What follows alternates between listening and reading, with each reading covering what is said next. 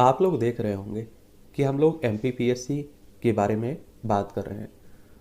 और जिस तरह से आप देखते होंगे कि सिविल सर्विस का पेपर होता है, यूपीएससी का पेपर होता है, उसी तरह से राज्यों में पीसीएस का पेपर होता है और राज्य सेवा आयोग होता है ना, वही इसे करवाता है। जैसे एमपीपीएससी का आप देखते होंगे कि मध्य प्रदेश लोक सेवा आयोग के द्वारा करवाया जाता है।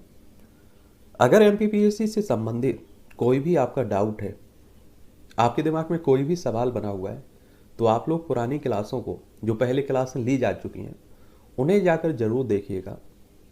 अगर उन्हें देखने के बाद भी कोई डाउट आपके दिमाग में रहता है तो आप लोग नीचे पूछ सकते हैं, सवाल कर सकते हैं, उसका जवाब दिया जाएगा। और आपने देखा होगा पिछली क्लास में हम लोगों ने एमपीपीएससी प्रीलिम्स 2020 का पहला पेपर देखा था। और जो राज्य सेवा की परीक्षा होती है ना, एक तो आप देखते हैं कि वन सेवा होती है और इन्हीं पर जो आप लोग प्रीलिम्स देते हैं दोनों पेपर, इन्हीं के आधार पर उसकी भी कट ऑफ बनती है। तो राज्य सेवा परीक्षा के लिए आप देखते हैं कि पहले पेपर के आधार पर कट ऑफ बनती है और आप लोग मुख्य परीक्षा में पहुंच पाते हैं। और जो दूसरा पेपर होता है सी सेट, उसमें केवल आपको क्वालिफाई करना होता है, यानी कि 33% नंबर आपके आने चाहिए और माइनस मार्किंग नहीं है प्रीलिम्स में, तो आसानी से आप लोग ला भी देते हैं उसमें। और अगर आप लोग वन सेवा की परीक्षा की तैयारी कर रहे हैं तब दोनों पेपर के आधार पर कट ऑफ बनती है। जो प्रीलिम्स के दोनों पेपर होते हैं ना, उन दोनों के आधार पर बनती है कट ऑफ, तो याद रखिएगा। और इसमें आप देखेंगे 4 सेट होते हैं और चारों सेटों में आप देखेंगे कि आपके क्वेश्चंस बिल्कुल सेम रहते हैं, लेकिन आप लोगों को देखने को मिलेगा इसमें कि कोई क्वेश्चंस ए सेट में आपका पहले नंबर पर है तो दूसरे में आप देखिए बी सेट में वो हो सकता है 25वें नंबर पर पहुंच जाए या 50वें नंबर पर पहुंच जाए, क्रम बदल जाता है इनका। ठीक है, तो हम लोग तो ए सेट को देखेंगे पहले पेपर के। और इसमें आप देखते हैं कि 2 घंटे का आपके पास समय रहता है और 100 क्वेश्चंस रहते हैं, 200 नंबर का रहता है, यानी कि एक क्वेश्चन 2 नंबर का रहता है। और यह बात एक याद रखिएगा, जब आप लोग आंसर शीट भरते हैं ना तो बड़ा ध्यान रखा करिएगा, गोला भरते हैं तो बड़ा ध्यान रखा करिएगा, क्योंकि एक बार गलती होने के बाद आपके पास कोई ऑप्शन नहीं रहता है कि उसमें आप सुधार कर सकें। तो एक एक पॉइंट को आप लोग ध्यान रखकर भरा करिएगा, कई बार गलती हो जाती है। और आजकल तो आप देख रहे हैं मार्केट में डुप्लीकेट मिल जाती हैं, तो पहले घर में आप लोग प्रैक्टिस करते रहा करिएगा, देखते रहा करिएगा। और ये पेपर आप देखेंगे हिंदी इंग्लिश दोनों में रहता है, तो अपनी जो भी भाषा हो अपनी सुविधा अनुसार चुन सकते हैं। माइनस मार्किंग नहीं है यूपीएससी में, और इस आप देखते होंगे यूपीपीसीएस में माइनस मार्किंग आप लोगों को देखने को मिलती है। अगर आप देखिए कोई क्वेश्चन का आंसर आपसे गलत हो जाता है तो एमपीपीएससी में आपको ना तो उसका नंबर मिलेगा और ना ही आपको कुछ उसका भुगतान करना पड़ेगा दंड के रूप में। लेकिन यूपीएससी और यूपीपीसीएस में अगर कोई क्वेश्चन आपसे गलत हो जाता है, आप छोड़ देते हैं क्वेश्चन, तो उसका नंबर नहीं मिलेगा और ना ही जुड़ेगा। लेकिन अगर आप लोग आंसर भरते हैं तब आप देखेंगे कि आपका नंबर कटेंगे। उसका तो नंबर गलत हो गया, उसका नंबर नहीं मिलेगा, लेकिन जो आपका सही होगा उसमें से जरूर काट लिया जाएगा। तो इसी को आप एक तरह से माइनस मार्किंग कर देते हैं, तो ये भी याद रखिएगा। और इस तरह से अगर हम लोग पहले क्वेश्चंस को देखें तो सूची 1 और सूची 2 से सम्मिलित कीजिए और सूचियों के नीचे दिए गए कूट का उपयोग करके सही उत्तर का आपको चयन करना है। इसमें आप देखेंगे सहायक नदियां हो गई और ए प्रमुख नदियां हो गई। और एक बात आप लोग याद रखिएगा इसके बारे में कि आप जिस भी एग्जाम की तैयारी करते हैं उसके पुराने क्वेश्चंस पेपर और सिलेबस आप लोगों को सबसे पहले ही देख लेना चाहिए। इससे क्या रहता है कि हमारी समझ में आ जाता है कि कहाँ से किस तरह के क्वेश्चंस पूछे जा रहे हैं, कहाँ से कैसा पैटर्न है इसका, कहाँ से पेपर बनता है, ये बहुत सारी जानकारी मिल जाती है। तो जैसे बेतवा नदी मध्य प्रदेश की ही है ये, और क्षिप्रा नदी, वैनगंगा और तवा, इनकी आप लोगों को किस नदी में ये मिल जाती है आगे चलकर उसके बारे में बात करनी है। तो आप देखेंगे कि बेतवा नदी किस में जाकर मिलती है, ये जाकर मिलती है यमुना में। बेतवा किसमें, यमुना में। क्षिप्रा किस में मिलती है, चंबल में मिलती है। और वैनगंगा किस में मिलती है, गोदावरी में। तवा नदी किस में मिलती है, नर्मदा में। और इस तरह से आप देखेंगे इसका बी ऑप्शन बिल्कुल सही होगा। क्या होगा, बी ऑप्शन बिल्कुल सही होगा। और बेतवा नदी के बारे में अगर हम लोग बात करें तो ये मध्य प्रदेश से ही निकलती है। कहाँ से निकलती है? मध्य प्रदेश से ही निकलती है बेतवा नदी। और बिंद रेंज है ना, उसी से निकलती है और जाके आगे चल के यमुना नदी में ये मिल जाती है। और इसका प्राचीन नाम बेतवती है और ये मध्य प्रदेश उत्तर प्रदेश में बहने वाली है। ठीक है। और रायसेन जिले की कुमारा गांव है, वहाँ से ये निकलती है और भोपाल, विदिशा, झांसी, ललितपुर ऐसे जाकर चली जाती है। तो इसके बारे में याद रखिए इसकी। और हमीरपुर उत्तर प्रदेश में ये जाकर यमुना में मिल जाती है। राजघाट बांध देखते होंगे आप लोग इसी में। और इसकी अगर बेतवा में मिलने वाली नदियों को देखें तो बीना नदी देखते हैं ना, वो इसी में मिलती है, तो ये भी याद रखिएगा। और ओरछा आप लोग देखते होंगे, जो पहले टीकमगढ़ जिले में पड़ता था लेकिन अब नया जिला निवाड़ी बन गया है, तो उसमें आने लगा है। कौन? आपका ओरछा। तो ओरछा इसी के किनारे आप लोगों को देखने को मिलेगा। वहीं अगर हम लोग क्षिप्रा नदी की बात करें तो ये आप देखते होंगे कि जो हमारा उज्जैन है, जहाँ महाकालेश्वर मंदिर देखते हैं आप लोग, और आपने देखा होगा कि आपका वो कुंभ का मेला भी यहाँ लगता है, तो इसी नदी के किनारे आप लोगों को देखने को मिलेगा। और इसे भारत की एक पवित्र नदी भी मानते हैं आप लोग। ठीक है। और उज्जैन में कुंभ का मेला इसी नदी के किनारे देखने को मिलेगा आप लोगों को, तो इसके बारे में भी आप लोग याद रखिएगा। और ये भी बिंद रेंज से ही निकलती है क्षिप्रा नदी। कहाँ से? बिंद रेंज से ही निकलती है। और काकरी बर्दी हिल्स है ये इंदौर के पास, वहाँ से निकलती है ये, तो ये भी आप लोग याद रखिएगा। मध्य प्रदेश में इसकी टोटल लंबाई 195 किलोमीटर है। क्या है? 195 किलोमीटर है। उसके बाद आप देखेंगे वैनगंगा हो गई। क्या हो गई? वैनगंगा। वैनगंगा की अगर हम लोग बात करें तो ये आप देखेंगे कि कहाँ से निकलती है आपकी, ये सिवनी से निकलती है। ये भी मध्य प्रदेश से ही निकलती है। कहाँ से? मध्य प्रदेश से ही निकलती है, सिवनी मध्य प्रदेश से निकलती है। और इसकी कुल लंबाई अगर आप लोग देखें तो 569 किलोमीटर आप लोगों को देखने को मिलेगी है, तो इसके बारे में भी याद रखिएगा आप लोग। और गोदावरी में मिल जाती है आगे चल के। अगर तवा नदी की बात करें, तवा नदी, ये आप देखेंगे तवा नदी भी आप लोगों को देखने को मिलेगी, सतपुरा रेंज से निकलती है और ये आपकी नर्मदा में मिल जाती है। कहाँ मिलती है? नर्मदा में मिल जाती है, तो ये भी आप लोग याद रखिएगा इसमें। इसकी कुल लंबाई 117 किलोमीटर देखने को मिलती है। और अगर हम लोग चंबल नदी की बात करें, अब बड़ी नदियों की बात कर लेते हैं, चंबल नदी, तो ये आप देखते होंगे कि इस नदी के कारण सबसे ज़्यादा अपरदन देखने को मिलता है, भूमि का कटाव देखने को मिलता है। यहीं आप देखेंगे कि इसी क्षेत्र में डाकुओं की सरदार जो रहने की जगह बन जाती है, तो वो भी यहीं देखने को मिलेगी आप लोगों को। ये आप देखेंगे कि कहाँ से निकलती है आपकी चंबल, विंध्याचल पर्वतमाला, मऊ मध्य प्रदेश से निकलती है और यमुना नदी में ये मिल जाती है। किसमें? यमुना में मिलती है। इसकी लंबाई 1024 किलोमीटर आप लोगों को देखने को मिलेगी, तो ये भी याद रखिएगा। इसकी सहायक नदी में आप देखेंगे वनास हो गई, मेजो हो गई, पार्वती, काली सिंध, छिपरा, कूनो नदी, शंख नदी आप लोगों को देखने को मिलेगी, तो ये भी आप लोग याद रखिएगा इसके बारे में। इससे भी कई बार क्या होता है, क्वेश्चंस पूछ लेता है आपसे। चंबल नदी पर एक आप देखिए जलप्रपात बनता है, उसका नाम क्या है आप लोग जरूर बताइएगा उसके बारे में। ठीक है।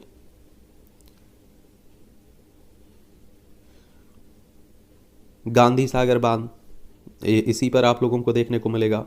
राणा प्रताप सागर बांध, इसी पर देखने को मिलेगा आप लोगों को। जवाहर सागर बांध, ये भी आप लोगों को इसी में देखने को मिलेगा। तो गांधी सागर बांध, राणा प्रताप सागर बांध और जवाहर सागर बांध यहीं आप लोगों को देखने को मिलेगा, तो ये भी आप लोग याद रखिएगा। अगर यमुना नदी की हम लोग बात करें तो यमुना नदी भी आप देखेंगे, ये आपकी यमुनोत्री कहाँ से निकलती है? ये आपकी बंदरपुर चोटियाँ, उत्तरकाशी जिला उत्तराखंड से निकलती है यमुनोत्री नदी। और आप देखेंगे कि इसकी को टोटल लंबाई की बात करें तो 1376 किलोमीटर है इसकी टोटल लंबाई। और इसकी सहायक नदियों की बात करें तो हिंडन हो गई, हनुमान गंगा हो गई, ससुर खदेरी हो गई, टॉन्स नदी, गिरी, बघेल, चंबल, बेतवा, सिंध, केनो, ये आप लोगों को इसी पर देखने को मिल जाएगी, तो ये भी आप लोग याद रखिएगा इसके बारे में। और नर्मदा, नर्मदा ये आप देखेंगे कि आपकी इसकी टोटल लंबाई देखेंगे तो 1312 किलोमीटर देखने को मिलेगा। अमरकंटक से निकलती है ये, ठीक है, तो इसके बारे में भी याद रखिएगा। और गोदावरी बचती है, गोदावरी, तो ये आप देखेंगे ये भी आपकी, ये कहाँ से निकलती है, ये बे ऑफ बंगाल की खाड़ी में जाकर गिर जाती है। इसकी टोटल लंबाई की अगर बात करें तो आप देखेंगे कि 1465 किलोमीटर इसकी लंबाई है कुल, ठीक है। और ये ब्रह्मगिरी पर्वत त्र्यंबकेश्वर नासिक महाराष्ट्र से निकलती है और जाकर बंगाल की खाड़ी में ये गिर जाती है। और इसकी सहायक नदियों की बात करें तो बाईं ओर से बाणगंगा, कदवा, सेवना, पूर्ण, कदम, प्राणहिता, इंद्रावती, तालीपेरू, सबरी और नसरदी, प्रवौर, संदभाना, मंजीरा, मनेर, किन्नर, सानी, इसकी सहायक नदियाँ आप लोगों को देखने को मिलेंगी। तो इसके बारे में भी याद रखिएगा। तो इसमें आपका बी ऑप्शन बिल्कुल ठीक रहेगा। क्या? बी ऑप्शन बिल्कुल ठीक रहेगा इसमें। अगला क्वेश्चन है हमारे सामने दूसरा, मध्य प्रदेश की जलवायु के संबंध में निम्नलिखित में से कौन सा कथन सही नहीं है? तो आप देखेंगे 3 तो कथन आपके सही होंगे, एक आपका गलत होगा, उसी गलत को आपको चुनना है। मध्य प्रदेश की जलवायु राज्य के मध्य से गुजरने वाली कर्क रेखा से प्रभावित होती है। ग्वालियर गर्म ग्रीष्म काल के साथ उपोष्ण कटिबंधीय जलवायु का एक उदाहरण है। मध्य प्रदेश में अरब सागर की शाखा और बंगाल की खाड़ी की शाखा दोनों से वर्षा होती है। राज्य की लगभग 50% वर्षा दक्षिण पश्चिम मानसून से होती है। तो इसमें 3 तो आपके ऊपर के ठीक हैं और आप देखेंगे कि बाकी नीचे का एक गलत है इसमें, ठीक है। तो इसमें आप लोग डी ऑप्शन लगाएंगे। क्या लगाएंगे? D option. और कर्क रेखा की बात करें तो ये मध्य प्रदेश से भी गुजरती है होकर, ये भी आप लोग याद रखिएगा, मध्य प्रदेश से भी जाकर गुजरती है। और राज्यों में अगर आप देखें तो मैप देख लीजिए, ये आप देखें गुजरात है, फिर उसके बाद मध्य प्रदेश चले आइए, फिर आप लोग छत्तीसगढ़, झारखंड, झारखंड के बाद पश्चिम बंगाल, उसके बाद त्रिपुरा और आप देखेंगे मिजोरम। इस तरह से 1 2 और राजस्थान भी होगा आपका इसमें, 1 2 3 4 5 6 7 राजस्थान 8, ठीक है। 8 राज्यों से गुजरती है आपकी एक कर्क रेखा, कितने? 8 राज्यों से गुजरती है। गुजरात, राजस्थान,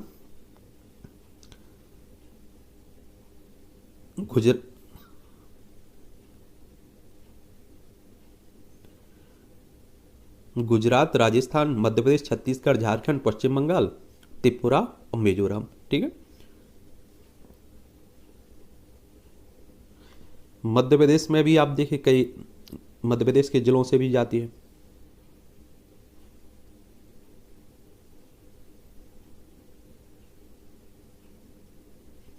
चौदह जिले आप देखेंगे मध्य प्रदेश के, इस पर आप लोगों को देखने को मिलेंगे, कितने? 14 जिले। इसमें आप देखें रतलाम है, आपका उज्जैन है, आगर है, राजगढ़ है, सीहोर है, भोपाल है, विदिशा है, रायसेन है, सागर है, दमोह है, जबलपुर है, कटनी है, उमरिया है और शहडोल आप लोगों को देखने को मिलेगा। तो उन्हें आप लोग जरूर याद रखा करिए, कई बार क्वेश्चंस इनसे भी पूछ लेता है। क्या कर लेता है? इनसे भी आपका क्वेश्चंस पूछ लेता है। और मध्य प्रदेश की बात करते हैं तो भोपाल इसकी राजधानी है। 1 नवंबर 1956 में से राज्य बनाया गया था। और जब तक आप देखिए छत्तीसगढ़ मध्य प्रदेश का हिस्सा था। क्षेत्रफल में सबसे बड़ा राज्य हुआ करता था आपका मध्य प्रदेश, लेकिन आगे चलकर 1 नवंबर सन 2000 में छत्तीसगढ़ को मध्य प्रदेश से अलग कर दिया गया था, एक नया राज्य बना दिया गया था।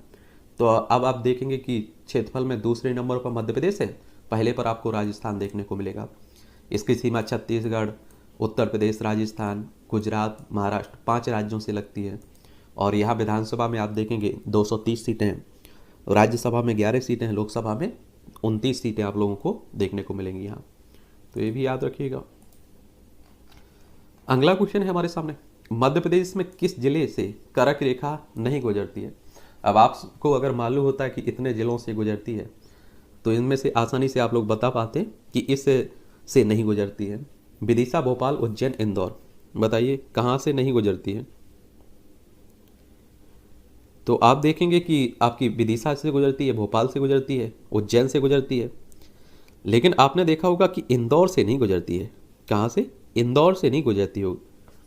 तो इसमें आपका डी ऑप्शन बिल्कुल सही रहेगा। फिर से एक बार बता देता हूँ, ये क्वेश्चंस कई बार कंफ्यूज हो जाते हैं।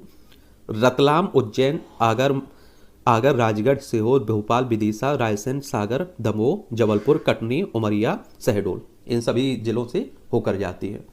8 राज्यों से और मध्य प्रदेश के 14 जिलों से होकर जाती है। अगला क्वेश्चन है 4।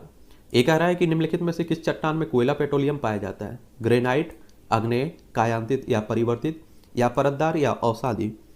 तो इसमें आप देखेंगे कि आपकी क्या होगा, परतदार और अवसादी। तो इसमें डी ऑप्शन आपका बिल्कुल सही रहेगा। किसमें? 4 में। 4 में आपका डी ऑप्शन बिल्कुल सही है। क्वेश्चन है 5। मध्य प्रदेश के किस क्षेत्र में काली मिट्टी नहीं पाई जाती है? काली मिट्टी आप देखते हैं, काली कपासी मिट्टी कह देते हैं, कपास के लिए अच्छी रहती है। मालवा का पठार, नर्मदा घाटी, बघेलखंड, सतपुड़ा, सैरी। तो ये आप देखेंगे कि बघेलखंड में नहीं देखने को आपको मिलेगी।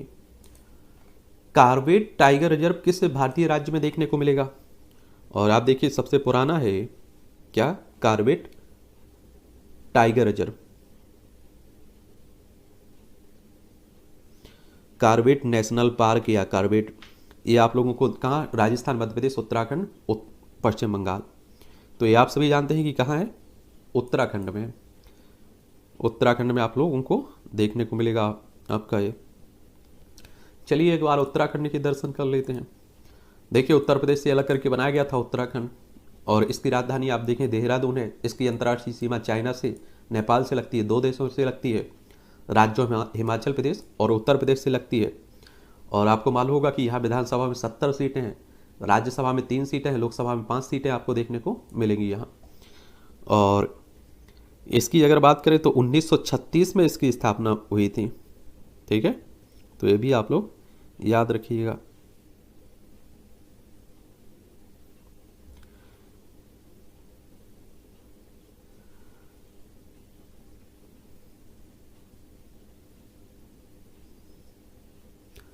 चलिए आगे चलते हैं। इसमें आप लोग उत्तराखंड लगा देना, सी ऑप्शन बिल्कुल ठीक रहेगा आपका इसमें। अगला क्वेश्चन है हमारे सामने WHO के बारे में।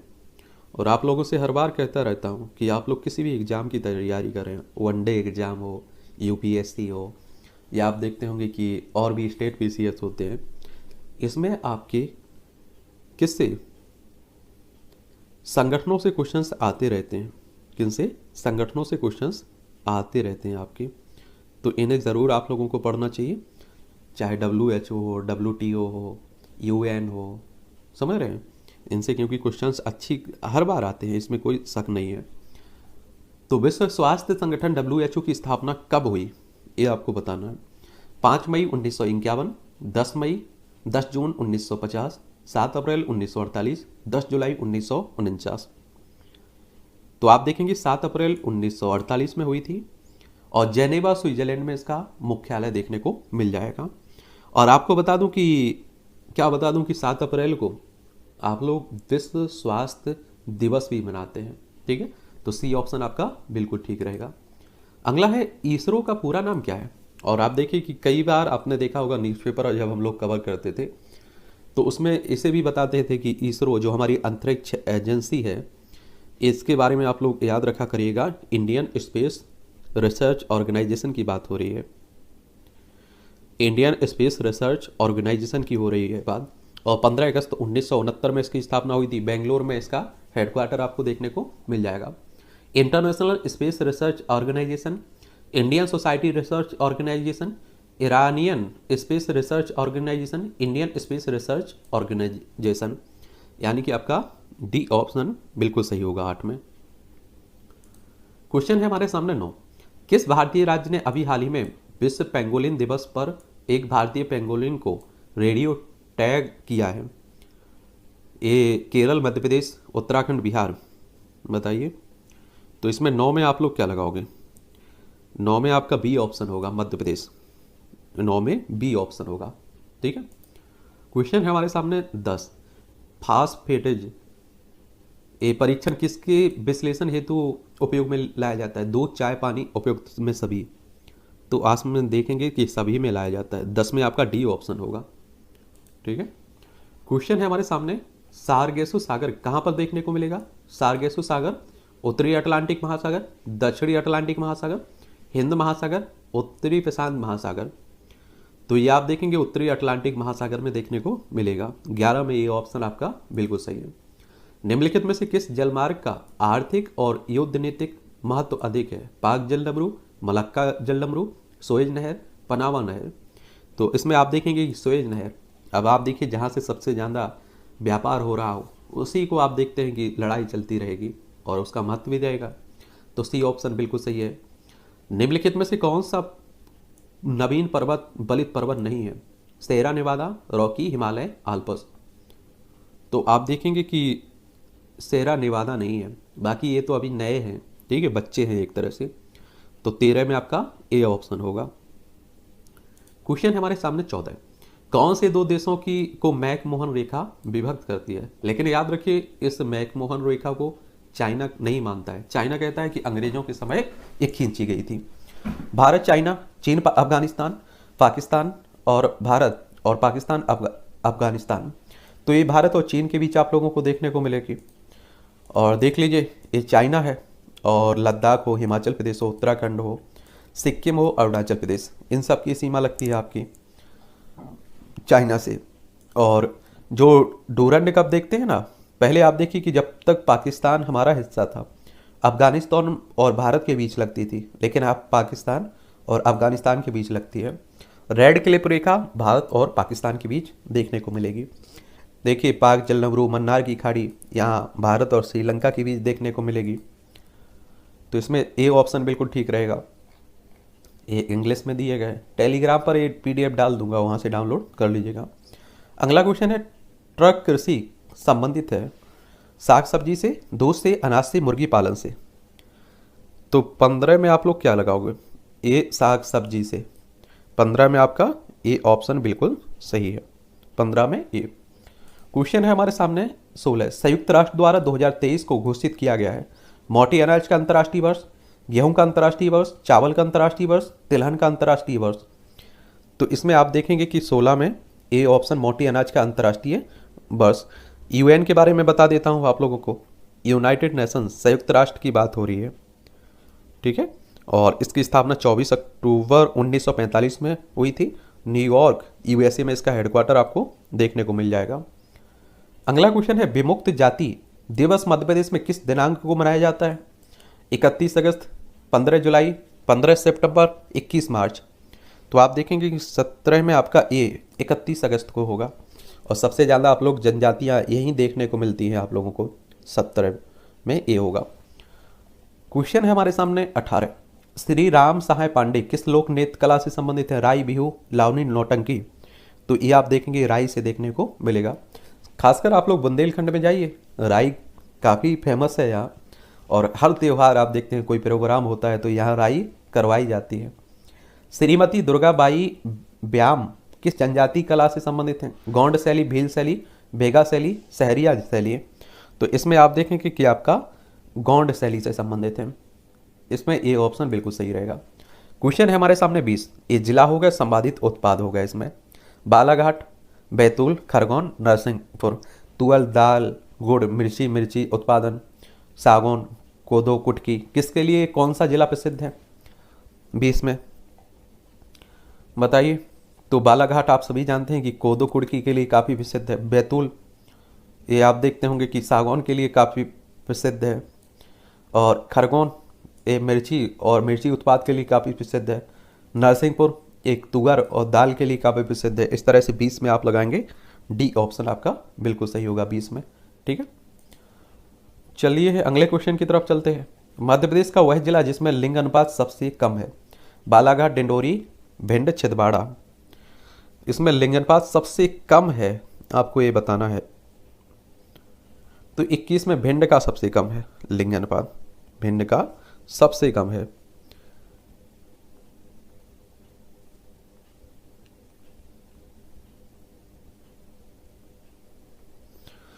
कितना है भिंड का? तो आप देखेंगे कि भिंड का 2011 के हिसाब से आप देखिएगा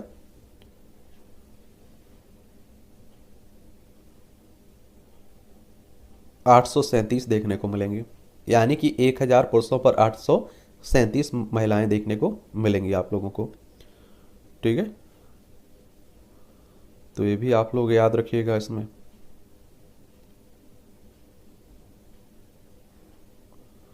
भिंड भी मध्य प्रदेश का ही एक जिला है ना, इसका कुल क्षेत्रफल देखें तो 4459 किलोमीटर वर्ग किलोमीटर में फैला हुआ है।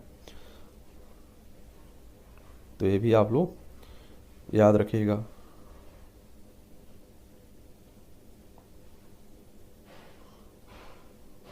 और यहाँ अगर आप लोग लिंगानुपात ग्रामीण देखें तो 828 देखने को मिलेंगे, शहरों में 865 आप लोगों को देखने को मिलेगा। तो ये भी आप लोग याद रखिएगा यहाँ के बारे में।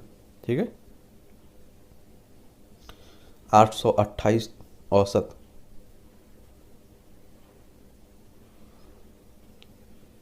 सबसे कम है आपका भिंड में ही। चलिए अगले आगे चलते हैं हम लोग। मध्य प्रदेश कितने कृषि जलवायु क्षेत्रों में विभाजित है? अब देखिए आप लोग की हर 10 साल में गणना होती रहती है, जनगणना। तो अब नई जनगणना आ जाएगी, उसके हिसाब से आप लोग याद रख लीजिएगा लिंगानुपात। मध्य प्रदेश में कितने कृषि जलवायु क्षेत्रों में विभाजित है? 9, 10, 11, 12 बताइए। इसमें 22 में आप लोग लगाएंगे सी, यानी कि 11। क्या 11?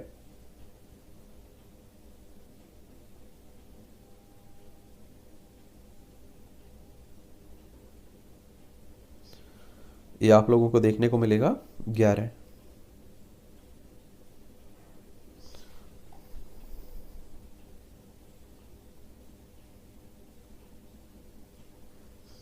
सी ऑप्शन इसमें बिल्कुल ठीक रहेगा आपका।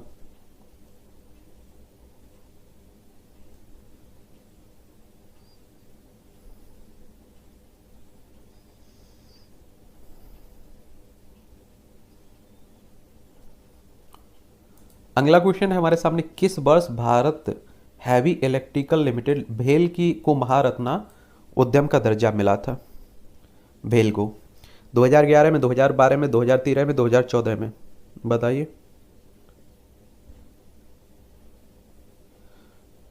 भारत हैवी इलेक्ट्रिकल लिमिटेड की बात हो रही है। वैसे इसकी स्थापना आप देखेंगे 13 नवंबर 1964 में हुई थी। नई दिल्ली में आपको हेडक्वार्टर देखने को मिलेगा। तो इसका हुआ था 2013 में। सी ऑप्शन बिल्कुल ठीक रहेगा 23 में। 24 क्वेश्चन है हमारे सामने, इंदिरा गांधी ट्राइबल विश्वविद्यालय मध्य प्रदेश के किस शहर में देखने को मिलेगा? ये महेश्वर, अमरकंटक, मुरैना, दतिया। तो ये तो आपको मालूम होगा अमरकंटक में देखने को मिलेगा। क्वेश्चन है हमारे सामने 25, हिंदुस्तान कॉपर लिमिटेड का कॉपर प्रोजेक्ट मध्य प्रदेश के निम्नलिखित शहरों में किस शहर में है? इस शहर को कॉपर सिटी के नाम से भी आप लोग जानते हैं। जंगधरी, चकारिया, इमालिया, मलजखंड। तो इसमें आप देखेंगे मलाजखंड या मलजखंड होगा। ये कॉपर के लिए भी प्रसिद्ध है, आप सभी जानते हैं। तो 25 में आपका डी होगा। क्वेश्चन है हमारे सामने 26, आईटी अधिनियम 2000 में महत्वपूर्ण अवधारणा ओ को पेश किया गया है। इलेक्ट्रॉनिक रिकॉर्ड, डिजिटल हस्ताक्षर, प्रमाणित करने वाला प्राधिकरण, उपयुक्त में से सभी। तो इसमें उपयुक्त में से सभी होगा आपका। क्या होगा? उपयुक्त में से सभी होगा आपका। तो इसमें आपका डी ऑप्शन आप लोग लगाएंगे। ठीक है, अगला क्वेश्चन है हमारे सामने 27, नीलामी या गतिशील मूल्य निर्धारण बाजार के उदाहरण है। B2B वाणिज्य, बी कह रहा है C2B वाणिज्य, C2C वाणिज्य, या उपयुक्त में से कोई नहीं। बताइए इसमें से क्या लगाओगे?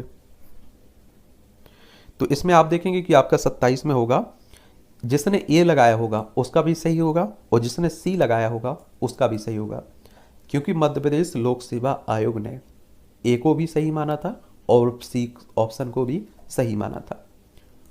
अगला क्वेश्चन है 28, दो कंप्यूटर नेटवर्क के बीच डेटा पैकेट को स्थानांतरित करने के लिए एक का उपयोग किया जाता है। स्विच, राउटर या रूटर, ब्राउजर, गेटवे। तो 28 में आप देखेंगे कि आपका बी सही है और आपका डी सही है। जिसने बी को लगाया होगा उसका भी सही रहेगा और जिसने डी लगाया होगा उसका भी सही रहेगा। इसमें भी दोनों को सही माना है। क्वेश्चन है हमारे सामने 29, इंटरनेट पर एक डेटाबेस में जहां विभिन्न मेजबानों के नाम और पता होते हैं जिन्हें कहा जाता है, क्या कहते हैं? डोमेन नाम से बात, डोमेन नाम प्रणाली, डीएनएस फाइल सिस्टम उपयुक्त में से कोई नहीं। तो इसमें आप देखेंगे कि आपका डोमेन नाम प्रणाली कहा जाता है। और वेबसाइट आप लोग चलाते होंगे तो आपको मालूम ही होगा, डोमेन नाम आप सुने होंगे। तो 29 में आपका बी होगा। ठीक है। क्वेश्चन है हमारे सामने 30। उपभोक्ता अपने हिसाब से कीमत तय करते हैं, जिसे जिसे व्यवसाय स्वीकार या अस्वीकार करता है, उस मॉडल को कहते हैं, क्या कहा जाता है? B2B, B2C, C2B, C2C। तो इसमें आप देखेंगे 30 में आपका क्या होगा? C option, C2B। और आप देखते होंगे कि ये सभी, अगर इकोनॉमी कॉमर्स के आप लोग छात्र होंगे तो जरूर जानते होंगे इसे।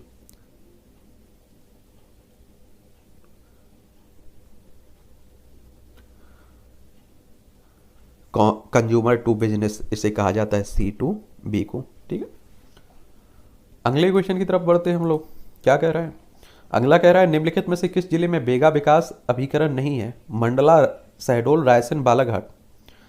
तो आप देखेंगे 31 में आपका सी होगा, रायसेन में नहीं है।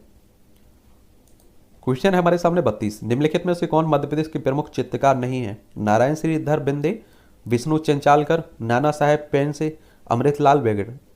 ये 32 में आप देखेंगे कि आपका नाना साहेब नहीं है। ठीक है, पेन से, बाकी तीनों देखने को मिलेंगे। इसलिए तो कहा जाता है प्रमुख व्यक्तियों के बारे में पढ़ा करिएगा। अगला क्वेश्चन है 33। किस तीर्थ स्थल का प्राचीन नाम मंदाता है? कादमगिरी, कामदगिरी, ओंकारेश्वर, अमरकंटक, महेश्वर। तो इसमें आप देखेंगे कि ओंकारेश्वर का है। 33 में आपका बी होगा। क्वेश्चन है हमारे सामने 34। तुर्रा कलंगी लोकनाट किस क्षेत्र में प्रसिद्ध है? मालवा, निवाड़, बुंदेलखंड, बघेलखंड। तो ये आप देखेंगे 34 में आपका, ये आपका मालवा में भी है, निवाड़ में भी है, बुंदेलखंड में भी है। यानी कि आप देखिए कि आपने 3 में से कोई एक भी लगाया होगा तो सभी आपके सही होंगे इसमें। चलिए 35। निम्नलिखित में से कौन सा अभिलेख विश्व के प्रथम विज्ञापन के तौर पर जाना जाता है? दसपुर अभिलेख, सोहेगरा अभिलेख, सूफिया अभिलेख, एरन अभिलेख। तो इसमें आप देखेंगे कि आपका दसपुर अभिलेख होगा। ये पता नहीं चलता है कि MPPSC पेपर बर्बाद बनाता कौन है, इतनी गलतियां कर देता है। क्वेश्चन है 36। भारत शासन अधिनियम 1935 के तहत प्रस्तावित संघीय प्रणाली थी अखिल भारतीय संघ, भारतीय संघ, संयुक्त भारत, भारतीय परिसंघ। तो इसमें आप देखेंगे कि आपका अखिल भारतीय संघ की बात हो रही है। 36 में आपका ये होगा।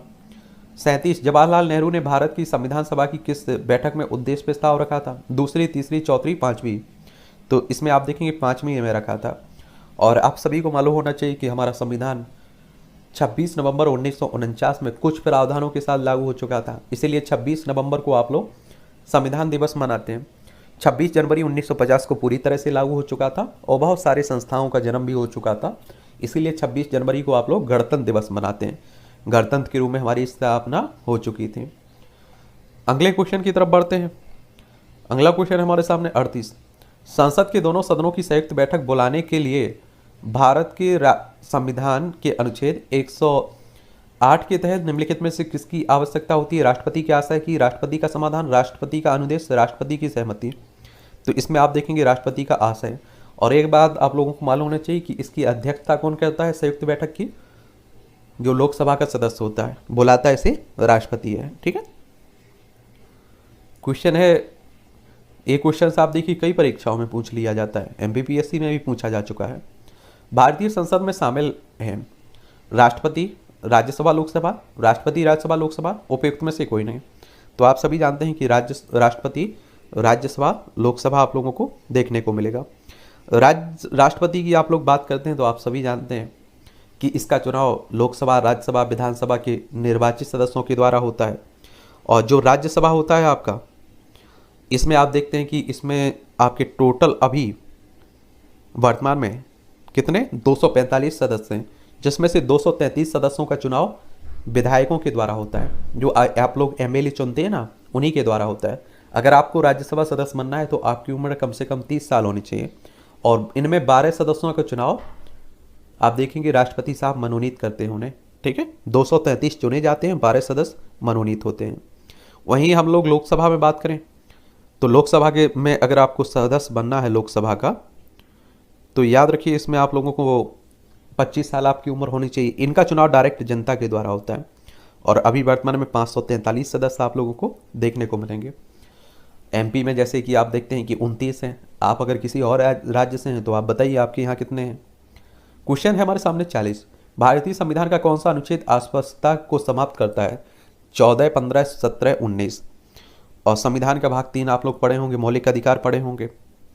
और मौलिक अधिकार अगर आप पढ़े होंगे तो सी ऑप्शन लगा देंगे, 17 में आपको देखने को मिलेगा। अगला क्वेश्चन है, अटल प्रगति पथ संबंधित है मंदसौर नीमच क्षेत्र से, धार झाबुआ क्षेत्र से, मंडला जबलपुर क्षेत्र से, ग्वालियर चंबल क्षेत्र से। तो आप सभी जानते हैं ग्वालियर चंबल क्षेत्र से, और ग्वालियर से संबंध रहा है अटल बिहारी वाजपेयी साहब का। आप देखेंगे अटल बिहारी वाजपेयी साहब हमारे देश के प्रधानमंत्री भी रहे, अब हमारे बीच में नहीं है। 42 क्वेश्चन, 600 मेगावाट क्षमता की सौर तरंग परियोजना solar floating project Madhya Pradesh के किस क्षेत्र में प्रस्तावित है? गांधी सागर, ओंकारेश्वर, अमरकंटक, बरगी। तो इसमें आप देखेंगे 42 में आपका ओंकारेश्वर होगा। 42 में क्या होगा? बी। क्वेश्चन है हमारे सामने 43, मध्य प्रदेश की खिलाड़ी चिंकी यादव किस खेल से संबंधित हैं? निशानेबाजी, तैराकी, हॉकी, क्रिकेट। तो इसमें आप देखेंगे निशानेबाजी से, शूटिंग से संबंधित है।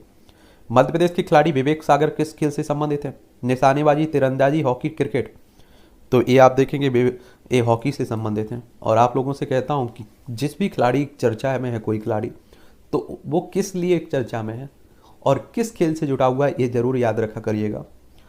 तो इसमें 44 में सी होगा। 45 क्वेश्चन, कैटरीन नोवाक किस देश की पहली महिला राष्ट्रपति बनी है? Austria, Hungary, Spain, Norway. तो ये आप लोगों को देखने को मिलेगा हंगरी की। कहाँ? 45 में आपका बी ऑप्शन होगा। क्वेश्चन है हमारे सामने 46, ज्वालामुखी विस्फोट किस पेटी में सर्वाधिक होते हैं? मध्य महाद्वीपीय पेटी, परिप्रशांत महासागरीय, मध्य अटलांटिक, अंतरा प्लेट ज्वालामुखी। तो इसमें आप देखेंगे परिप्रशांत महासागरीय में, यानी कि बी ऑप्शन आपका बिल्कुल सही है। 47 क्वेश्चन, एक कह रहा है संयुक्त राज्य अमेरिका में मार्क्वेस सैंडी किस खनिज के लिए विख्यात है? यूरेनियम, तांबा, जस्ता, लोहे अयस्क। तो ये है आपकी लोहे अयस्क के लिए। अगला क्वेश्चन है, निम्नलिखित में से किस शहर में नहर ने राजस्थान के पश्चिमी जिलों की कृषि संबंधी गतिविधियों को रूपांतरित कर दिया है? कान्हर नहर, रामगंगा नहर, शारदा सहायक नहर, इंदिरा गांधी नहर। तो इसमें आप देखेंगे इंदिरा गांधी नहर ने। अगला क्वेश्चन है हमारे सामने 49, निम्नलिखित सघन जनसंख्या वाले क्षेत्रों में से कौन सा क्षेत्र कृषि पर प्रत्यक्ष रूप से निर्भर नहीं है? नील नदी की निचली घाटी, चीन के पूर्वी मैदान, जावा द्वीप, उत्तरी पूर्वी संयुक्त राज्य अमेरिका। तो 49 में भी आप देखेंगे डी ऑप्शन होगा। ठीक है, 49 में डी लगाओगे। क्वेश्चन है 50, ये कह रहा है जनगणना 2011 में भारत की कुल जनसंख्या 121 करोड़ में नगरीकरण का प्रतिशत कितना है? 33.15, 32.15, 30.15, 31.15। तो इसमें आप देखें 31.15% है। और गांव में सबसे ज़्यादा निवास करती है जनसंख्या, आप सभी अभी भी आप देखते हैं। रंजीत सिंह का संबंध किस मिसल से था? अहलूवालिया, डलेवालिया, कन्हैया, सोकर चकिया। तो इसमें आप देखेंगे कि 51 में डी सोकर चकिया। ठीक है, राष्ट्रीय अंतरिम सरकार में रियासतों का विभाग किसे दिया गया था? वीपी मेनन, सरदार वल्लभ भाई पटेल, कृष्णा शाही, सी राजगोपालाचारी को। तो इसमें याद रखिए सरदार वल्लभ भाई पटेल। 52 में बी ऑप्शन होगा, जो हमारे देश के पहले गृह मंत्री बने और हमारे देश के पहले उप प्रधानमंत्री भी बने। और देखिए देश को एक करने में जो बहुत सारी रियासतें थीं जो अपने आप को आज़ाद करने की बात कर रही थीं, अलग देश बनाने की बात कर रही थीं, उन्हें एक करने में भारत के झंडे के तले इनका योगदान है सबसे ज़्यादा। ठीक है, कांग्रेस सम्मेलन को शिक्षित भारतीयों का वार्षिक राष्ट्रीय मेला किसने कहा था? लाला लाजपत राय, बाल गंगाधर तिलक, गोपाल कृष्ण गोखले, बिपिन चंद्र पाल। तो आप सभी को मालूम होना चाहिए कि इसमें किसने कहा था? लाला लाजपत राय ने। 53 में आपका ए ऑप्शन सही होगा, लाला लाजपत राय। और इनका जन्म 28 जनवरी 1865 में हुआ था और 17 नवंबर 1928 में इनकी डेथ हो गई थी। अगला क्वेश्चन है हमारे सामने 54, क्या कह रहा है? ये कह रहा है कि महात्मा गांधी ने दांडी यात्रा किस आश्रम से प्रारंभ की थी? साबरमती, पवनार, सेवाग्राम, रामानंदिया। तो इसमें आप देखेंगे कि कहाँ से की थी? साबरमती से की थी। दांडी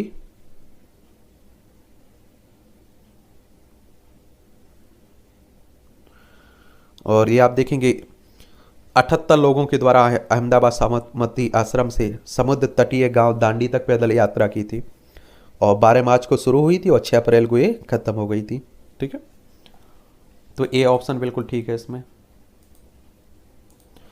डलहौजी की व्यपगत सिद्धांत के अंतर्गत विलय किया गया प्रथम राज्य कौन सा था? जयपुर, संबलपुर, झांसी, सतारा। तो ये आप देखेंगे सतारा था 55 में, आपका डी ऑप्शन बिल्कुल सही है। क्वेश्चन है हमारे सामने 56, राज्य मानवाधिकार आयोग के अध्यक्ष सदस्यों की नियुक्ति के नामों की सिफारिश करने वाली समिति में कौन शामिल है? विधानसभा अध्यक्ष, राज्यपाल, नेता प्रतिपक्ष, उच्च न्यायालय के मुख्य न्यायाधीश। तो इसमें आप देखेंगे कि आपके विधानसभा के अध्यक्ष होते हैं, नेता प्रतिपक्ष होते हैं, और जिसने ए भी लगाया होगा उसका सही होगा और सी लगाया होगा उसका भी सही होगा। ठीक है, राज्य के मुख्य चुनाव अधिकारी की नियुक्ति कौन करता है? राज्यपाल, भारत के राष्ट्रपति, उच्च न्यायालय के मुख्य न्यायाधीश, गृह मंत्री। तो इसे डिलीट यानी कि हटा दिया गया था। क्या कर दिया गया था? हटा दिया गया था इस क्वेश्चन को। ठीक है, 57 को मध्य प्रदेश लोक सेवा आयोग के द्वारा डिलीट हटा दिया गया था। अगला क्वेश्चन है हमारे सामने 58, निम्नलिखित कथनों पर विचार कीजिए। भारत निर्वाचन आयोग की मुख्य निर्वाचन आयुक्त को उच्चतम न्यायालय के न्यायाधीश के वेतन के बराबर वेतन का संदाय है। भारत के मुख्य न्यायाधीश निर्वाचन आयुक्त का कार्यकाल पदभार ग्रहण करने की दिनांक 6 वर्ष की अवधि या 65 वर्ष की आयु जो भी पहले आता हो तब होगा। कोई निर्वाचन आयुक्त किसी भी समय मुख्य निर्वाचन आयुक्त को संबंधित 100 हस्ताक्षरित लेख द्वारा अपना पद त्याग सकता है। इसमें आप देखें कौन सा सही है? तो इसमें आप देखेंगे कि बी ऑप्शन बिल्कुल ठीक है आपका। और इलेक्शन कमीशन ऑफ इंडिया के बारे में बात करें तो आप सभी जानते को मालूम होना चाहिए कि जो लोकसभा हैं, राज्यसभा हैं, विधानसभा हैं, विधान परिषद हैं और आपके राष्ट्रपति उपराष्ट्रपति के चुनाव की देखभाल करता है। 25 जनवरी 1950 में इसकी स्थापना हुई थी। नई दिल्ली में हेडक्वार्टर देखने को मिलेगा। सुकुमार सेन पहले मुख्य चुनाव आयुक्त थे और ये संवैधानिक संस्था है। अनुच्छेद 324 के तहत इसकी स्थापना की बात कही गई है। तो बी ऑप्शन लगा देना 58 में। क्या? B option. ठीक है, 58 में बी। क्वेश्चन है हमारे सामने 59, मध्य प्रदेश लोक सेवा आयोग में अधिकतम कितने सदस्य होंगे? 4, 5, 6, 7। तो आप देखेंगे कि 59 में आपका क्या होगा? 5 सदस्य। ठीक है, नियंत्रक महालेखा परीक्षक की छुट्टी मंजूर करने या नामंजूर करने की शक्ति निहित है वित्त मंत्री में, राष्ट्रपति में, प्रधानमंत्री में या भारत के मुख्य न्यायाधीश में? तो आप देखेंगे कि राष्ट्रपति साहब में, राष्ट्रपति के प्रसाद पर्यंत रहता है। तो ये भी आप लोग याद रखिएगा, इससे भी क्वेश्चन हर साल पूछा जाता है।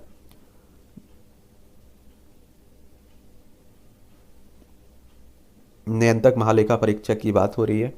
ठीक है, और संविधान का अनुच्छेद आप लोग अगर 148 पढ़ते होंगे तो सीएजी की नियुक्ति, कैग की नियुक्ति, शपथ और सेवा शर्तों की बात होती है नियंत्रक महालेखा परीक्षक की। 149 भारत के नियंत्रक महालेखा परीक्षक के कर्तव्यों और शक्तियों से संबंधित है। अनुच्छेद 150 संघ और राज्यों को खातों का विवरण राष्ट्रपति के अनुसार रखने की बात की गई है। अनुच्छेद 151 कहता है संघ के खातों से संबंधित सीएजी की रिपोर्ट राष्ट्रपति को सौंपी जाएगी, जो संसद के प्रत्येक सदन पर के पटल पर रखा जाएगी। तो ये भी याद रखिएगा। और इसकी अगर आप लोग देखें ना, आयु की अगर हम लोग बात करें तो ये वैसे तो राष्ट्रपति के प्रसाद पर्यंत रहता है। इसका कार्यकाल आप देखेंगे 6 वर्ष या 65 वर्ष की आयु तक होता है। और आपको मालूम होना चाहिए कि राष्ट्रपति के द्वारा इसकी नियुक्ति की जाती है। चलिए अगले क्वेश्चन की तरफ बढ़ते हैं। 61 क्वेश्चन। ये क्या कह रहा है? ये कह रहा है कि वर्चुअल कीबोर्ड से कंप्यूटर की सुरक्षा करते हैं पासवर्ड चोरी, ट्रोजन प्रोग्राम, स्पाईवेयर, उपयुक्त में से सभी। तो 61 में आप देखेंगे उपयुक्त में से सभी। ठीक है, एक ईमेल जो एक स्रोत से उत्पन्न दिखता है लेकिन वास्तव में दूसरे से भेजा जाता है फिशिंग, स्पूफिंग, स्पैमिंग, स्पिनिफिंग क्या कहलाता है? इसे कहते हैं आप लोग बी, स्पूफिंग। ठीक है, यानी कि बी ऑप्शन आपका बिल्कुल सही है। एक नेटवर्क वातावरण में जो सर्वर नहीं है, फाइल सर्वर, फ्रेंड सर्वर, अनुप्रयोग सर्वर, नेटवर्क सर्वर। तो इसमें आप देखेंगे नेटवर्क सर्वर, यानी कि डी ऑप्शन बिल्कुल सही है। 64 है एक सामान्य नेटवर्क टोपोलॉजी नहीं है, बस स्टार रिंग ग्रिड। तो इसमें आप देखेंगे ग्रिड नहीं है। 64 में आपका डी कंप्यूटर से जुड़े हुए सवाल हैं। सच्चा न्यायोचित विश्वास अक्सर कहा जाता है, हाइपोथेसिस, इंटेलिजेंस, ज्ञान, उपयुक्त में से कोई नहीं। तो आप देखें ज्ञान कहा जाता है। क्वेश्चन है हमारे सामने 66, ये मालव संवत इस नाम से भी जाना जाता है, कलचुरी संवत, कृत संवत, शक संवत, गुप्त संवत। तो 66 में आप देखें कि बी कृत संवत के नाम से भी आप लोग इसे जानते हैं। क्वेश्चन है हमारे सामने 67, निम्नलिखित में से कौन सा मध्यकालीन शहर छिंट नामक छपे हुए सूती कपड़े के लिए प्रसिद्ध था? मांडो, सिरोंज, धार, रायसेन। तो ये आप देखेंगे सिरोंज था इसके लिए। ठीक है। अगला क्वेश्चन है हमारे सामने 68, निम्नलिखित में से कथन मध्य प्रदेश स्वतंत्रता आंदोलन के संबंध में असत्य है। तो 3 सही होंगे, 1 गलत होगा। तो गलत आपको चुनना है। खाजा भीमा नायक भील नेता थे जिन्होंने ब्रिटिश सत्ता के विरुद्ध संघर्ष किया था। स्वतंत्रता सेनानी शंकर साहब गढ़ा मंडला राज्य के थे। रामगढ़ के जुझार सिंह के पुत्र देवनाथ सिंह ने ब्रिटिश सत्ता के विरुद्ध संघर्ष किया था। सिपाही बहादुर सरकार की स्थापना इंदौर में की गई थी। तो इसमें आप देखेंगे 68 में आपका सी और डी दोनों सही माने गए हैं मध्य प्रदेश लोक सेवा आयोग के द्वारा। ठीक है। क्वेश्चन है हमारे सामने, निम्नलिखित में से किससे जिले में गोटमार मेला आयोजित होता है? इंदौर, मंदसौर, छिंदवाड़ा, खरगोन। तो ये होता है आपका छिंदवाड़ा में। ठीक है। निम्नलिखित में से कौन युग्म सही सम्मिलित नहीं है? तो आप देखेंगे कि 3 तो सही होंगे, 1 गलत होगा, गलत चुनना है। हरिशंकर परसाई, हंसते हैं रोते हैं रानी नागफनी की कहानी, भवानी प्रसाद मिश्र, ये आप देखें गीत फरोज, सतपुड़ा के घने जंगल, हिम तरंगनी, गजानन माधव मुक्तिबोध, चांद का मुख टेढ़ा, काठ का सपना, केशवदास, रसिक प्रिया, कवि प्रिया। तो इसमें आप देखेंगे भवानी प्रसाद गलत होंगे और बाकी तीनों की सही ये रचनाएं हैं। भारतीय संविधान का अनुच्छेद 338 से संबंधित है। राष्ट्रीय अनुसूचित जाति आयोग, राष्ट्रीय अनुसूचित जनजाति आयोग, पिछड़ा वर्ग की राष्ट्रीय आयोग, राष्ट्रीय मानवाधिकार आयोग। तो ये आपका राष्ट्रीय अनुसूचित जाति आयोग से संबंधित है आपका। ठीक है। अगला क्वेश्चन है 72, सूचना का अधिकार अधिनियम की धारा 20 के अंतर्गत निम्नलिखित में से कौन जुर्माना लगा सकता है? केवल केंद्रीय सूचना आयोग, केवल आपका राज्य सूचना आयोग, केंद्रीय सूचना आयोग और राज्य सूचना आयोग, उच्च न्यायालय या केंद्रीय सूचना आयोग या राज्य सूचना आयोग। तो आप देखेंगे 72 में आप लोग सी देखेंगे, केंद्रीय सूचना आयोग या राज्य सूचना आयोग कर सकता है। ठीक है। सूचना का अधिकार, राइट टू इन्फॉर्मेशन, आप देखते होंगे कि आपको ये अधिकार मिला हुआ है, आप जानकारी ले सकते हैं और राइट टू इन्फॉर्मेशन आपका अधिकार है और आप लोगों को करना वही चाहिए। आपके क्षेत्र में कोई काम हो रहा है तो उसकी जानकारी भी आप लोग ले सकते हैं। ठीक है। अगला है, भारत के नियंत्रक महालेखा परीक्षक के संघ के लेखाओं संबंधी अपने प्रतिवेदन प्रस्तुत करता है। भारत के मुख्य न्यायाधीश को, प्रधानमंत्री को, उपराष्ट्रपति को उपयुक्त में से कोई नहीं। तो इसमें आप देखें उपयुक्त में से कोई नहीं। ठीक है। 73 में डी होगा। 74, राज्य लोक सेवा आयोग के अध्यक्ष सदस्यों की नियुक्ति कौन करता है? राज्यपाल द्वारा, मुख्यमंत्री, राष्ट्रपति, अध्यक्ष संघ लोक सेवा आयोग के द्वारा। तो इसमें आप देखेंगे कि आपका राज्यपाल द्वारा किया जाता है। ठीक है। 74 में ए होगा। क्वेश्चन है हमारे सामने 75, विकास निगरानी मूल्यांकन कार्यालय का गठन कब किया गया था? 18 सितंबर 2015, 18 सितंबर 2016, 18 दिसंबर 2015, 18 दिसंबर 2016। तो ये किया गया था आपका 18 सितंबर 2015 में। DMEO का। मध्य प्रदेश के निम्नांकित राज्यपालों में कौन भारत की संविधान सभा के सदस्य नहीं रहे हैं? HV पाटस्कर, निरंजन नाथ वांचू, सत्यनारायण सिन्हा, KC रेड्डी। इनमें से सही कोट का उपयोग करना है। तो इसमें आप देखेंगे कि 76 में आपका क्या होगा। देखिए 76 में इसमें हटा दिया गया था, इसे भी डिलीट कर दिया गया था। ठीक है। तो इसका ना तो नंबर मिलेगा आप लोगों को और ना ही कटेगा कुछ। 77, मध्य प्रदेश के निम्नांकित मुख्यमंत्रियों में से कौन अपने कार्यकाल के दौरान मध्य प्रदेश विधानसभा सदन के नेता नहीं रहे? प्रकाश चंद्र शेट्टी, गोविंद नारायण सिंह, बाबूलाल गौर, कैलाश जोशी। तो इसमें गोविंद नारायण सिंह होंगे।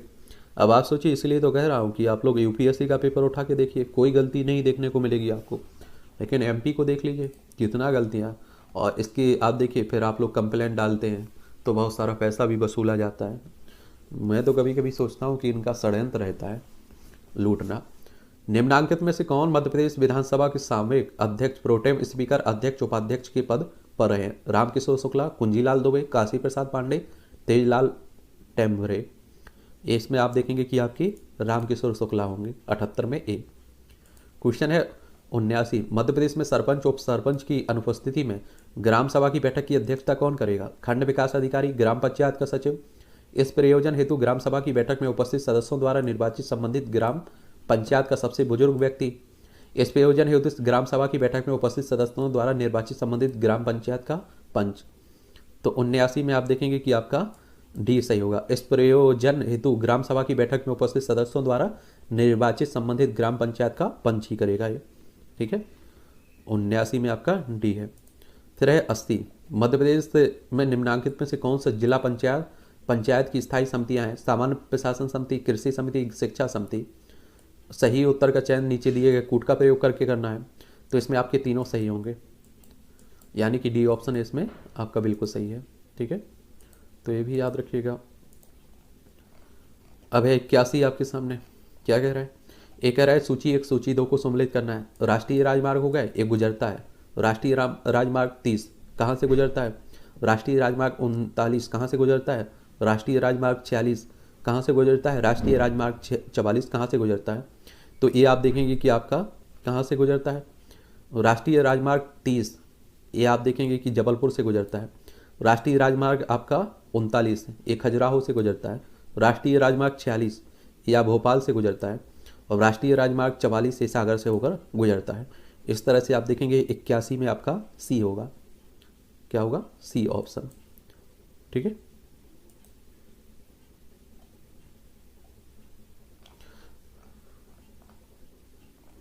अब देखिए निम्नलिखित में से कौन से हवाई अड्डे अंतर्राष्ट्रीय हवाई अड्डा नहीं है? भोपाल, इंदौर, खजुराहो, ग्वालियर। नीचे दिए गए कूट का प्रयोग करके सही उत्तर चुनना था, लेकिन इसे भी आप देखिए कि डिलीट कर दिया गया एमपीपीएससी के द्वारा, ठीक है। भोपाल इंदौर तो है ही, लेकिन खजुराहो को भी माना जा रहा था, ठीक है, लेकिन डी लगाया होगा आप में से कई लोगों ने, लेकिन इसे हटा ही दिया गया था। चलिए, मध्य प्रदेश में निम्नलिखित में से कौन सा स्थान और जिला तापीय विद्युत केंद्र से संबंधित नहीं है? सारडी, बैतूल, अमरकंटक, अनूपपुर, बिलीसिंगपुर, उमरिया, दुंगालिया, मुंडी, खरगोन। इसमें आप देखेंगे दुंगालिया, मुंडी, खरगोन, यानी कि 83 में डी होगा। 84 सही सम्मिलित नहीं है पूछ रहा है। सिंचाई परियोजना हो गई जिला, वर्गी परियोजना जबलपुर, तावा परियोजना होशंगाबाद, मटियारी बांध परियोजना मंडला, बरना घाटी परियोजना उज्जैन। तो 84 में आप देखेंगे कि बरना घाटी परियोजना उज्जैन में नहीं है, ठीक है। बाकी आपकी सही देखने को मिलेंगी। निम्नलिखित कथनों पर विचार करना है। मध्य प्रदेश के मालवा पठार में सूती वस्त्र मिलों की स्थापना की गई है। मालवा पठार काली मिट्टी से आवृत है। नीचे कूट का सही उत्तर आपको चुनना है, सही है कौन सा? तो इसमें आप देखेंगे 85 में आपका दोनों सही है आपके, ठीक है। 85 में डी होगा। क्वेश्चन है हमारे सामने 86 अगला।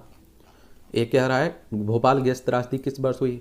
1983, 1982, 1986, 1984, 1980। तो 86 में आप देखेंगे कि 1984 में हुई थी। कब हुई थी? भोपाल गैस त्रासदी की बात हो रही है।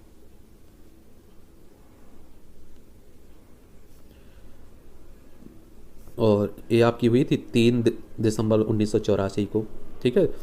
और इससे क्वेश्चंस पूछ लिया जाता है कई बार आप लोग। मेथाइल आइसोसाइनाइड थी ना, MIC, उसी का रिसाव हुआ था। और 2259 लोग मारे गए थे उस समय, ठीक है। तो इसमें आप लोग 84 लगाएंगे। क्वेश्चन है हमारे सामने 87 सटोली कोशिकाएं किस अंग में पाई जाती हैं? अंडाशय, वृक्क, यकृत, वृषण। तो ये आप देखेंगे कि कहाँ पाई जाती है? 87 में डी वृषण में, ठीक है। अगला क्वेश्चन है डी ऑप्शन होगा 87 में। 88 यूनिसेफ का मुख्यालय कहाँ है? जेनेवा, न्यूयॉर्क, पेरिस, रोम। तो 88 में आप देखेंगे कि आपका बी न्यूयॉर्क में देखने को मिलेगा। यूनिसेफ के बारे में आपको बता देता हूँ, इससे भी क्वेश्चंस पूछ लेता है।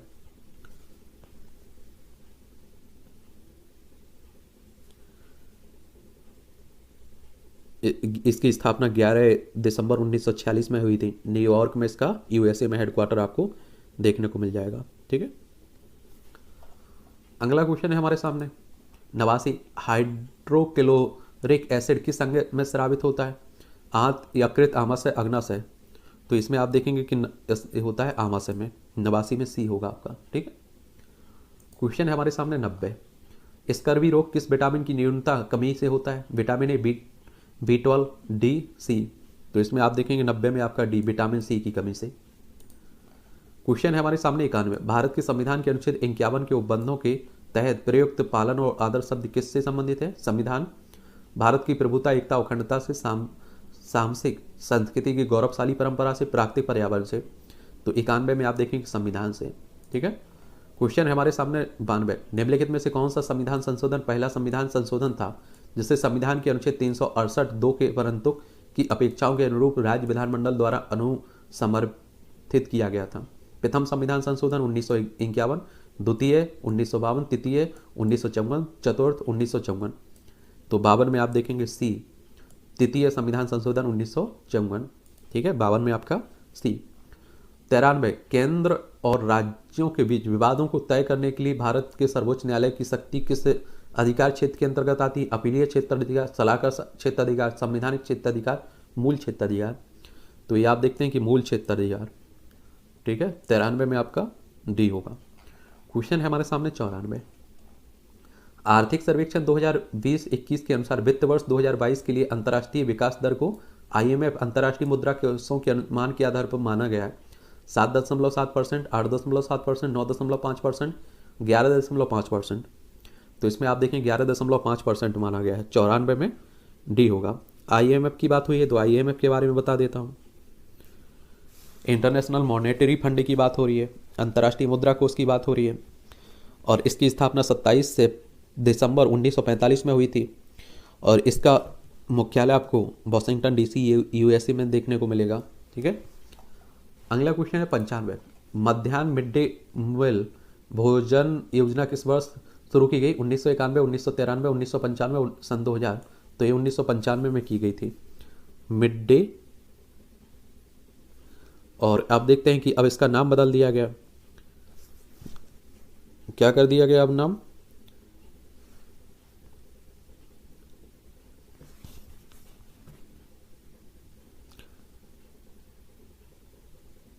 प्रधानमंत्री पोषण शक्ति ने कर दिया गया इसका नाम। तो ये भी आप लोग याद रखिएगा, प्रधानमंत्री पोषण योजना, PM पोषण योजना। ठीक है, 1995 में आई थी।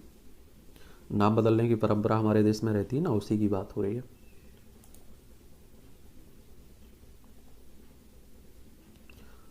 अगला क्वेश्चन है 96, मुद्रा राक्षक की रचयिता कौन थे? हेमचंद बल्लाल, विशाखादत्त, पद्मगुप्त। तो इसमें आप देखेंगे 96 में सी होगा, विशाखादत्त। क्वेश्चन है हमारे सामने 97, सिंधु सभ्यता से प्राप्त मोहरों में कौन से वृक्ष की आकृति मिलती है? आम, पीपल, पारिजात, साल। तो इसमें आप देखेंगे पीपल होगा। 97 में बी, 97 में बी। 98, किसकी प्रशासनिक प्रणाली की अद्वितीय विशेषता ग्राम स्वायत्तता का विकास थी? चेर, चोल, पांड्य, पल्लव। तो इसमें आप देखेंगे चोल होंगे, बी ऑप्शन होगा। क्वेश्चन है हमारे 99, एलोरा एवं एलिफेंटा के स्थल किस काल से संबंधित हैं? इतिहास, चालुक्य, राष्ट्रकूट, होयसल। तो ये राष्ट्रकूटों से संबंधित हैं। 100, किस चंदेल राजा ने महमूद गजनी का सामना किया था? कुमारपाल, भीम द्वितीय, विद्याधर, अरुणा राजा। तो इसमें आप देखेंगे सी, विद्याधर ने। इस तरह से प्रीलिम्स 2021 का पहला पेपर पर भी हम लोग बात कर चुके हैं, और अगली क्लास में हम लोग बात करेंगे आपका जो प्रीलिम्स का सिलेबस है उसे देखेंगे। ठीक है, और जो नए पेपर होते रहते हैं वो होंगे, उन पर भी हम लोग बात करते रहेंगे। ठीक,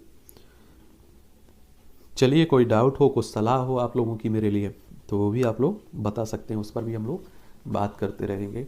ठीक है।